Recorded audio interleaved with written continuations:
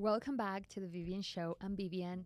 And if you're here, it's because you either want to become maybe a real estate agent or really good in sales. You're getting started or you're trying to level up your sales career. In the first episode, we talk about the truth of real estate sales and how to get your license. Very basic things, right? And how much you can really make your first year. But here's the thing, none of that matter if you don't have the right mindset. So we're going to be talking about that today. We're going to break down the mindset of a successful realtor, and I'll show you how to think like a top producer before you even are one, how to deal with rejections, and why discipline always beats motivation, how a little bit of disillusion can actually help you succeed, and why confidence comes through action and not the other way around. So part one is think like a top producer before you even are one. One of the biggest mistakes new agents make is waiting until they're closing deals to feel like they are a real estate agent. If you wait for that, you'll never build momentum. Top producers didn't start successful and then get the mindset. They had the mindset first, and that's what they made them successful. Treat your schedule like you're already closing 5 deals a month. Treat your systems like you're already running a 6-figure business. If you act like a top producer now, your results would catch up faster. Now we're gonna talk about dealing with rejection, ghosting, and slow months.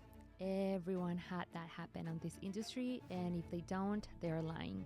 So let's be real. This job is full of rejection. Clients will ghost you, deals will fall through, people will tell you they're just looking, and then they'll just go with another agent. Sometimes that happens. So the average new real estate agent takes between 3 to 6 months before their first deal closes. That can feel like forever when you're pouring lots of hours, gas money, effort, and you're not seeing any commission check coming in. So how do you handle it? Do you accept rejection as part of the process? Every no or every ghosting isn't about you. It's just math. Let's say that you talk to 100 people and only 10 become your clients. The faster you go through the 90, then the closer you get to the 10. Don't take it personal. This is not about you. This is your business and the people that you're servicing. It's a service lead business, but you also have to have communication skills, sales skill, all of those things. When I first started, I had weeks where I felt like nothing was clicking. No callbacks, no offers accepted. It was really frustrating, but I learned that if I keep showing up, eventually the numbers will work in my favor.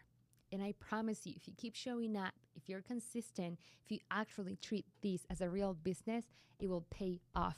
Top producers actually don't get less rejections. They just don't take it personally. Now, part 3, discipline and motivation. Discipline will always beat motivation, and I was actually talking about it on the podcast with some top producers. Motivation is like a burst of energy, right? It's like a lot of dopamine coming out on your body and then goes away, right? It's like after watching a hype video, you feel good, but then after a few minutes, it fades away, right? So discipline is showing up when you're tired. It's when your clients cancel. It's when you're stressed out or you don't feel like making any other calls. So for me, I don't rely on motivation. I rely on a structure.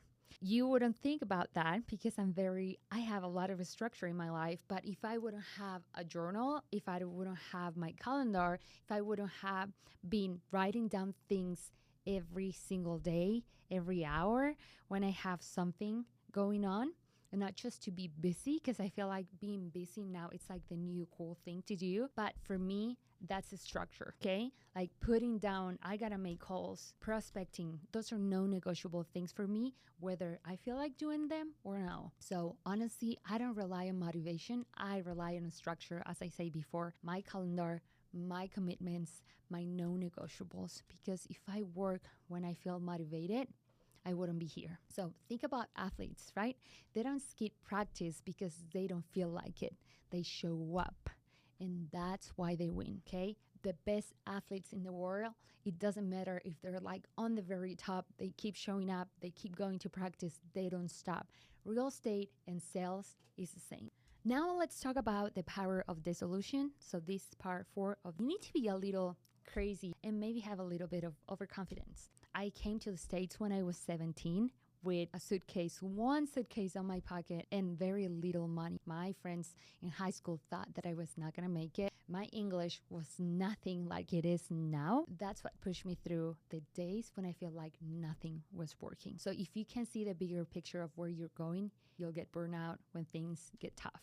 Let's talk about confidence through action now. And I really like this topic because confidence doesn't come first, action does. When I was first starting as a real estate agent, I used to think that confidence was something that you put on, right, before leaving your house, like clothes. And yeah, I can probably partially agree with that. And you tell yourself that you're the best because if you don't believe it, no one else will, right? But then one of my mentors told me, Vivian, confidence comes from experience, right? You're going to feel better once you close that first deal. And while I partially agree on that, I also thought, well, that's not fair for brand new people on sales or real estate agents or anyone just starting in sales. How are you supposed to feel confident if you don't have experience yet, right? I'm like, okay, well, how am I going to show up confident, right? The truth to this is that you build confidence by taking action, by doing the reps, even if you don't feel ready. And I'm not talking about you have to close deal to be confident. So before I even got into real estate, I had a marketing agency a few years ago and I ended up selling it. Before even making any calls for my own business, I practiced 150 sales calls before I even pick up the phone with a real client. I role play with friends. I wasn't aiming to be good. I wanted to be the best on my field. And when I finally made it, that first call, I didn't sound like a rookie. I sounded prepared because I had practiced it. I did the reps before. So when the opportunity arose, I was ready. And let me add this. English is my second language. You think that it was easy for me to sound confident on those calls? No. Do I make mistakes sometimes? Yes, like anyone, and that's totally fine. What matters is that I practiced enough times that when it was time to show up, I sounded like I knew what I was doing. And then from doing all these reps, it's not like you're faking it. You're actually going to know what you're doing. And even today, when I meet agents who say, I can answer Zillow calls because I have an accent or English is my second language. And honestly, that breaks my heart because if you don't believe in yourself, how can your clients believe you? Confidence doesn't mean perfect English. It means showing up and doing the work until the reps makes you sharp.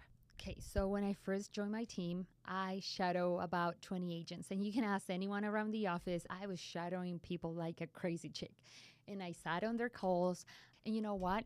Top producers were always willing to help. The people who weren't, I didn't even waste my time with them. If you don't have home to shows, go preview homes. Go learn the inventory. Get obsessed with your craft, where you're selling real estate, kitchens, anything. Get obsessed with it. It's so much fun. It's what a great time to be alive, right? We live in a world with ChatGPT and AI. You can role play with those people. You can watch YouTube.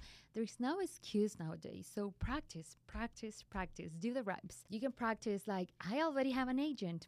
I'm just looking. Yeah, I need to talk to my wife. I'll get back to you tomorrow. I'm going to go and sleep on it. The more reps you do, the less fear you'll feel. So top producers aren't fearless. Most of the top producers that I know, we all have insecurities. We're not magically confident. They have just done enough reps to feel prepared. So don't wait for confidence to show up one day magically. You can create it by taking action. And to wrap this up, because I don't want to take a full hour explaining these things. So here's the recap. The mindset of a successful producer come down to 5 things. Think like a top producer now. Handle rejections without taking it personally. Rely on discipline instead of motivation. And let a little delusion fuel your vision. Not a lot, just the right amount. And remember, confidence comes through action. If you look at these 5 things, you will be already ahead of the most agents in your market. So if this episode helped you, go and subscribe to the Vivian Show, drop comments, and maybe share the biggest mindset challenge you have faced so far. In the next episode, we'll dive into the number 1 problem every agent faces: how to keep your pipeline full and never run out of clients. I told you I was going to talk about sales. And these episodes are going to get very, very dense. So thanks for watching, and I'll see you guys on the next one.